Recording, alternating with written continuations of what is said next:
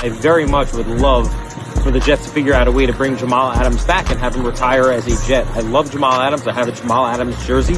Jamal Adams has been on the cover of our magazine about 30 times. We did an event with him.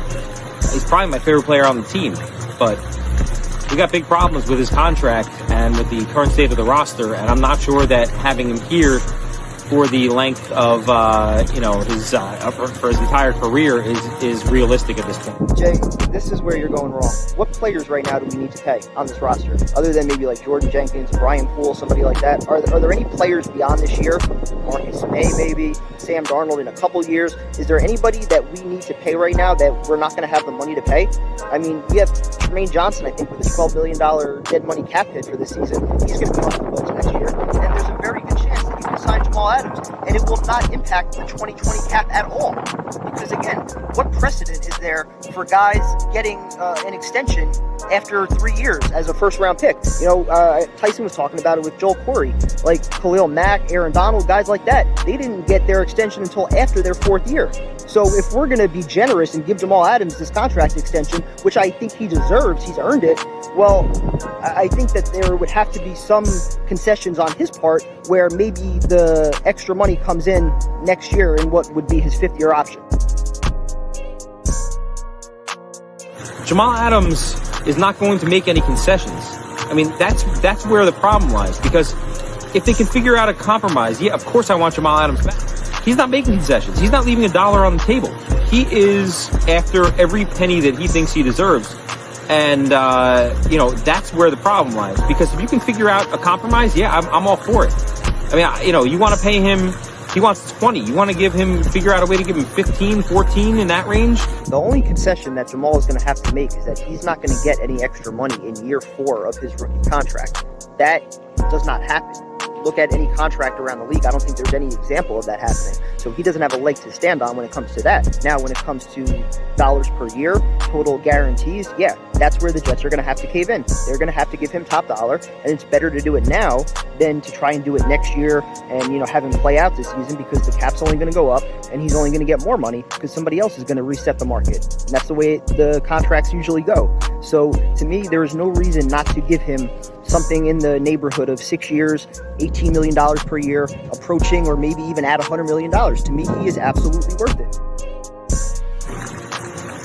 Right, Kev, I hear that. But you guys coined the phrase on Talk Jets Radio, the Jets tax, right? And we're going to have to pay the Jets tax, which means we are screwed if we're going to try and fill all these holes unless we draft perfectly. I'm talking about getting 6 guys that can play, 4 or 5 that can start out of this draft alone, because you have holes. You need 2 corners, you need 2 wide receivers. You don't have Robbie Anderson on the roster anymore, and so you really only got Jamison Crowder that you can rely on. You're going to need a running back, because I have a feeling, as proven, that even if Le'Veon's back this year, which it looks like he will be at this point, they're going to have to replace him after this year, because that Gase is going to figure out a way out of that contract, and he's going to, he's not going to be around. So you're going to need a running back. You're going to have to groom. You're going to need a whole new offensive line, as we've been over a million times. You need an edge rusher. You need, 2 corners, and so I mean, giving a safety $20 million, despite the fact that I agree with you, he is an impact player. He is not your typical safety. He is a fantastic player, but you got Sam Darnold's contract coming up. You have money that's going to be going out. You want to re-sign a guy like Robbie Anderson, or, I don't know how you're going to afford to do all these things. How are you going to afford to give Sam Darnold $30 million, Jamal Adams $20 million? People want Robbie Anderson back too, $15 million. That's $65 million. Those guys combined were making what? $18 million this year? Not even? So, you're talking about adding $50 million. We had those guys and we're losing with them.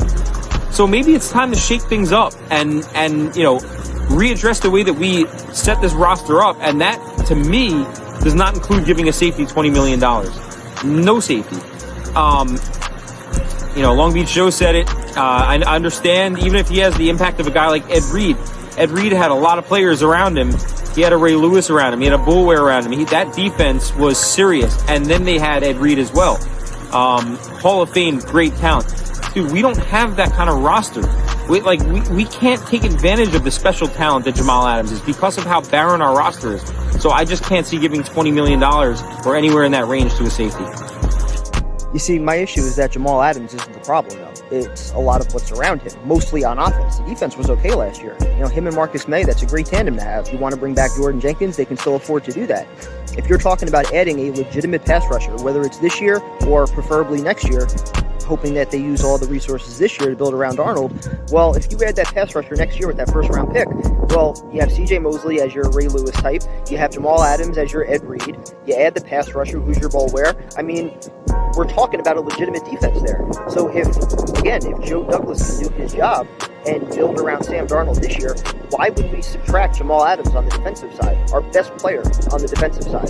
That does not make any sense to me. You're talking about all the holes that we need to address, but we act like we need to do it in one offseason. That's not realistic, and that's not going to happen, right? So address what we can this offseason, but why create another hole in getting rid of Jamal Adams? We've seen what this defense is like without him, right? We saw it for 2 games towards the end of the year. It was not good.